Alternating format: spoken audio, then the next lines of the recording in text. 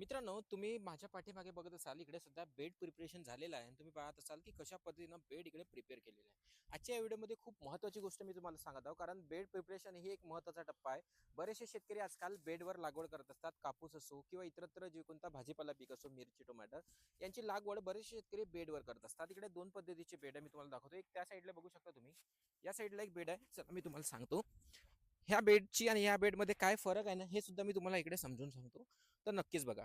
मित्रांनो, इकडे तुम्ही बघत असाल, की हे सुद्धा 3-3.5 फुटाचे जे काही शेतकऱ्यांनी इकडे बेड केलेले आहेत आणि या बेडमध्ये एक शेतकऱ्यांचा जे काही आहे, तो बघा तुम्ही हा बेड केलेला आहे आणि याला अशा पद्धतीनं हा आहे. तुम्ही इकडे बघत असाल, जर आपण अशा पद्धतीचे बेट केले ना, तर काय फरक होऊ शकतो ना, आपण या पद्धतीचे जर बेट केले ना, तर त्यामध्ये काय फरक होऊ शकतो हे आपण समजून घेऊया.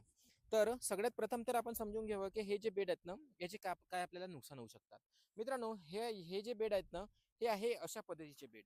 या बेडमध्ये जर आपण समजा हे आपलं सीड आहे, याला जर आपण इथं असं लागवड केली, आता हे सीड आहे, जर याला आपण अशा पद्धतीची लागवड केली ना, कधी-कधी पाऊस जास्त येतो, खूप जास्त पद्धतीचा पाऊस जास्त प्रमाणात होत असतो. हे बेड कालांतराने हे अशा पद्धतीचे इकडे घसरतात आणि आपला हा जो बी आहे ना, जो आपण इथे टोकलेला आहे, हा इकडे येत असतो. म्हणजे बेडच्या खाली आपलं बियाणं तिकडे जात असतं आणि इथून आपलं झाड उगवून येत असतं. अशा पद्धतीचा समस्या बऱ्याचशा शेतकऱ्यांना पाहायला मिळालेल्या आहे आणि ह्या पद्धतीचे जे बेड आहे ना, इकडे हे जे तुम्हाला दिसतं, इकडे या शेतकरी मित्रांनो, तर तुम्ही इकडे बघत असाल, इकडे बेड केलेले आहे.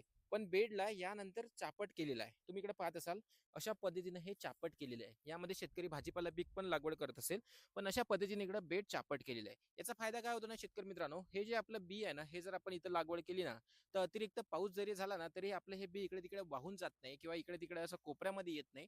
आपलं पीक सरळ दाट मधामध्ये वागत असतं. त्याच्यामुळे रूट डेव्हलपमेंट सिस्टम खूप चांगल्या पद्धतीनं काम करते आणि दोन्ही साईडनं आपल्या पिकाला पाणी व्यवस्थापन किंवा आपण जर इकडून पाणी दिलं किंवा तुमच्याकडे ड्रीप असेल तर खूपच चांगली गोष्ट आहे आणि जर तुम्ही सरीमधून पाणी देत असाल तर दोन्ही साईडवरून आपल्या पिकाला पाणी व्यवस्थितरित्या मिळत असतं. हा एक फायदा मोठा आपल्याला या पद्धतीचे बेड जर आपण तयार केले ना होत असतं. आपल्याला काहीच करायचं नाही. या ज्यावेळेस आपण बेड तयार करतो ना, त्यावेळेस त्याच्या मागून एक अशी काडी म्हणा किंवा काहीतरी असं एक सपाट आपल्या बेडला तिकडे करून घ्यायचं आहे. त्यानंतरच तुम्हाला तिकडे लागवड करायची आहे. हे एक छोटीशी प्रॅक्टिस तुम्हाला खूप चांगलं उत्पादन समोर देऊन जाणार आहे. यावर्षी जो काही आहे हवामानाचा अंदाज ते म्हणतात की पाऊस कमी पडणार आहे. यावेळेस बरेचसे शेतकरी बेड करतील, नाही करतील हे सुद्धा एक महत्त्वाची गोष्ट आहे.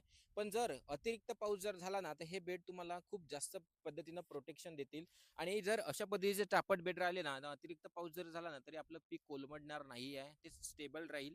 त्याचे मूड चांगल्या पद्धतीने इकडे झालेले म्हणजे स्टक झालेलं पाहायला मिळेल. जर आपलं तशा पद्धतीचे बेड राहिले ना शेतकरी मित्रांनो, तर काय होईल आपलं झाड जे आहे ते इकडे कोपऱ्यात येईल आणि अतिरिक्त पावसामुळे हे झाड कोलमडू शकते.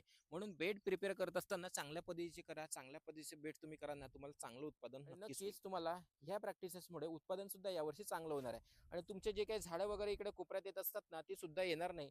अशा पद्धतीचा ह्या प्रॅक्टिस तुम्हाला यावर्षी करून बघायची आहे. नक्कीच तुम्हाला खूप चांगला फायदा होईल आणि अशाच माहितीसाठी आपल्या पेजला सबस्क्राईब करून घ्यायचा आहे आणि हा व्हिडिओ इतर शेतकऱ्यांना शेअर करून घ्यायचा आहे. कारण आता लागवड लवकरच होणार आहे. काही शेतकऱ्यांनी असं जर केलं नसेल, तर ते सुद्धा हा व्हिडिओ पाहून करून घेतील. धन्यवाद.